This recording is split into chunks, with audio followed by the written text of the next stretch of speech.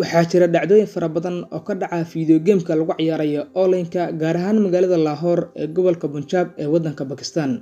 Wiil yar oo 14 sano jir ah ayaa dilay hooyadiis iyo laba gabdhood oo la dhalatay waqti uu ciyaarayay ciyaarta online-ka ee PUBG-ga, taasoo maskaxdiisa aad iyo aad u saameysay. Booliiska magaalada Lahore ayaa warbixin ka soo saaray Jimcihii aan soo dhaafnay taariikhdan ay ku beegneed 28 bisha koowaad 2022. Booliisku waxay caddeeyeen wiilka ay dhashay Nahid Mubarak oo da'diisu tahay 14 sano jir inuu waqti xadirkan uu bad qabo isla markaasna uu yahay dilaaga dilay qoyskiisii, sida laga soo xiganayo baaritaan ay sameeyeen booliiska magaalada Lahore. Wiilku wuxuu la qabsaday video game-ka lagu ciyaaro online-ka gaar ahaan PUBG-ga. Wiilku wuxuu dilay hooyadiis iyo walaalihiis waqti uu isku maleynayay inuu ciyaarayo ciyaartii PUBG-ga. Waxay boolisku caddeeyeen in Nahid Mubarak ay wiilkeeda wax badan kula canaanatay asagoo ciyaaraya dheelisteeda PUBG-ga, wax badan ay kula dagaashay. Waxay marar badan uga digtay in isku dhaafo ciyaarahan uu ciyaaraya PUBG-ga, taas beddelkeedna uu aado iskuulka iyo waxbarashada.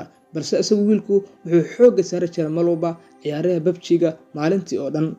Qoraalka ayaa lagu sheegay in Nahid ay canaanatay wiilka markii uu falku dhacayay. Kadib wiilka ayaa armaajada wuxuu kala soo baxay baskoolad ay leedahay hooyada. Wuxuu dilay kadib hooyadii iyo gabdhihii la dhashay ayuu halkaas ku dilay.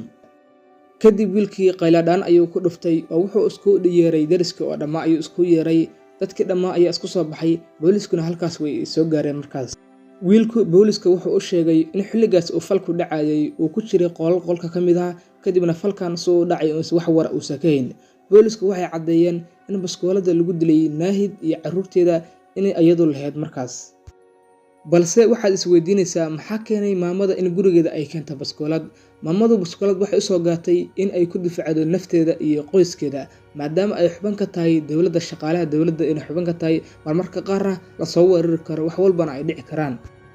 Dhanka kale, baskoolada Nahid waxay ahayd baskoolad sharciyeysan. Booliiskuna waxay sheegeen in baskoolada ay ka soo heleen meel goda uu markaas wiilku uu ku riday baskoolada.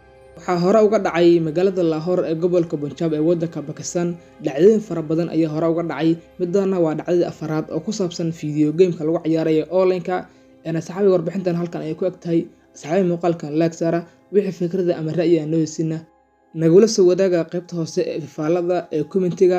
Muuqaalkani muuqaalka ay inoo balna waa sidaas iyo nabadgelyo.